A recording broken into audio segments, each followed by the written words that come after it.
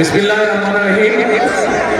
আজকের এই জনসভার সম্মানিত সভাপতি, আমার সামনে উপস্থিত চট্টগ্রামের সকল ভাই বোনেরা, মুরব্বীবর্গ, মঞ্চে উপস্থিত নেতৃবৃন্দ, আমার প্রিয় সহকর্মী সহ সকল উপস্থিতিবৃন্দ, আসসালামু আলাইকুম। কেমন আছেন আপনারা? ভালো আছেন আলহামদুলিল্লাহ। এখন কামরুল আপনাদের সামনে বক্তব্য রেখেছে, সুন্দর বক্তব্য। আমি অত সুন্দর বক্তব্য রাখতে পারি না। আমি আপনাদের সামনে কতগুলো কথা বলবো। আমি একটা রাজনৈতিক দলের সদস্য। এই দলটার নাম কি বলেন তো? বিএনপি। আচ্ছা, এখন এই রাজনৈতিক দলটাই যে 12 তারিখের নির্বাচন, এই নির্বাচনে অংশগ্রহণ করছে এই চট্টগ্রাম থেকে। কামরুল হচ্ছে এই দলের প্রার্থী। এখন প্রিয় ভাই বোনেরা, এই যে চট্টগ্রাম অঞ্চলটি, কুমিল্লা বা চট্টগ্রাম অঞ্চলটি, আমরা জানি এই অঞ্চলটি হচ্ছে বাংলাদেশের বলা যায় সবজি ভান্ডার, তাই না? সবজি ভান্ডার।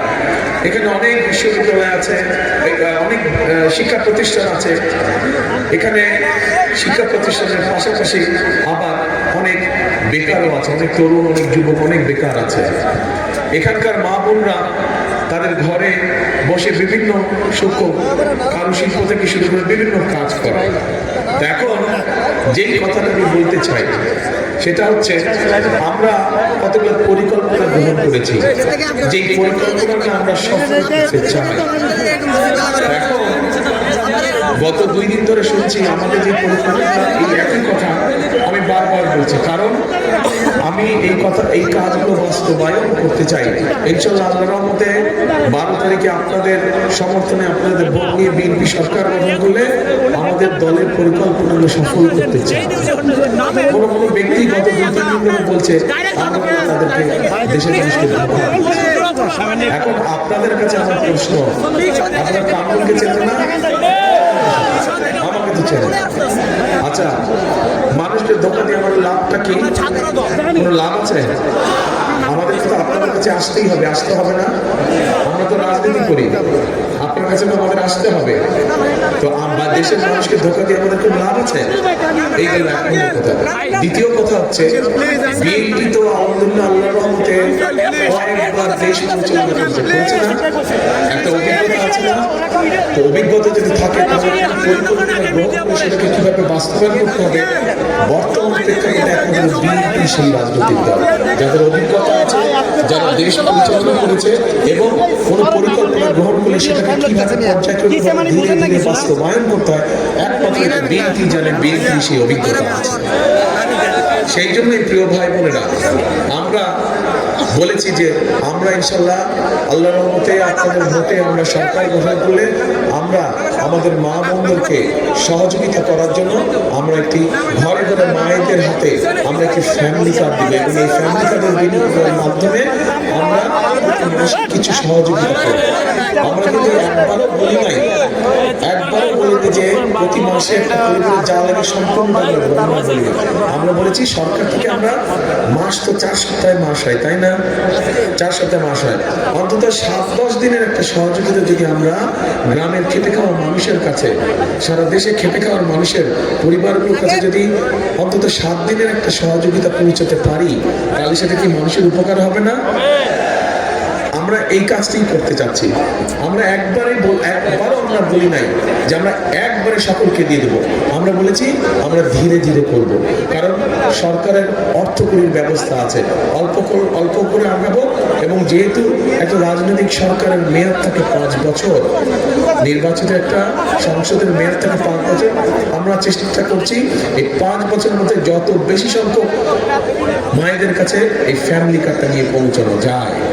এটি হচ্ছে একদম সোজা সাপটা কথা, এর মধ্যে কোনো মারপ্যাচ নেই, এর মধ্যে কোনো মারপ্যাচ নেই।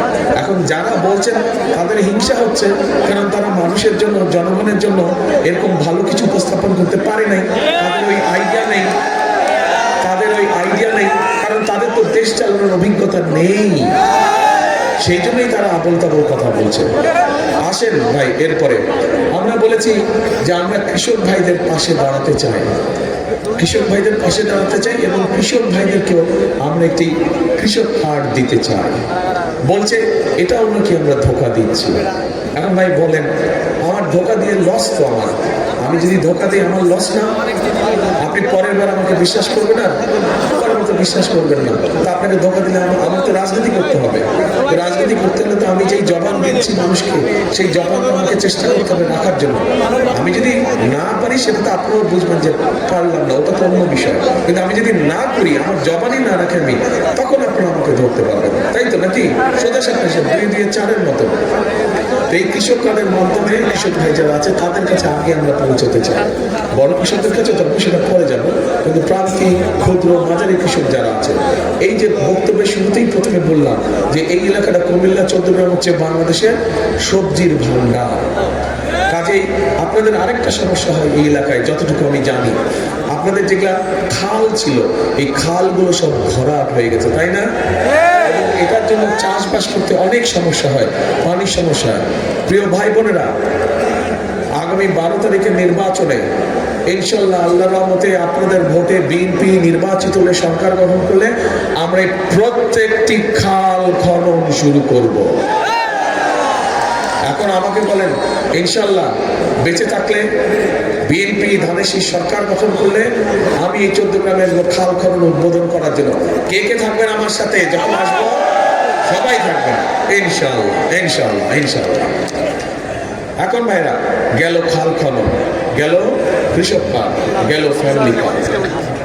এই যে আমার বক্তব্যের শুরুতে বললাম, এই এলাকায় অনেক শিক্ষা প্রতিষ্ঠান আছে, এলাকার মানুষ শিক্ষিত, অনেক শিক্ষিত মানুষ আছে, কিন্তু বড় একটা সমস্যা হচ্ছে বেকার সমস্যা, আছে না? অনেক আমাদের তরুণ সমাজের সদস্য, যুব সমাজের সদস্য, শুধু চট্টগ্রাম না, এই সমস্যা সারা দেশে আছে, বেকার আছে। এই বেকারদেরকে আমরা এই বেকার আমাদের যারা তরুণ আছে, যুবক আছে, এদেরকে আমরা বিভিন্ন ট্রেনিং প্রশিক্ষণ দিতে চাই এবং শুধু প্রশিক্ষণ না, তারা যে দেশে, যদি দেশের মধ্যে হয় তাহলে তো ঠিক আছে, তারা যদি বিদেশে যাবে, মনস্থির করে যাবে বিদেশে গিয়ে আমার এই ট্রেনিংটা শেষ হলে আমি বিদেশে গিয়ে এই ট্রেনিং যেটা তার চাকরি বাকরি খুঁজবো, করবো, তাহলে সেই দেশে কেউ যদি ইটালি যেতে চায়,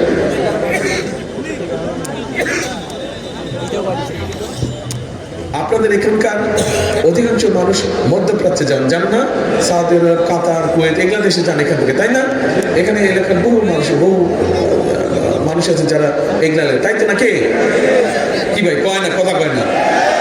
ওকে, আমার গলা বসে গেছে, তাও আমি কথা বলছি। তা আমি একটা জিনিস জিজ্ঞেস করলে আমাকে বলতে হবে তো, তাহলে তো বুঝবো ঠিক না বেঠিক কোনটা জানি আমি। আচ্ছা, তো এখন ধরেন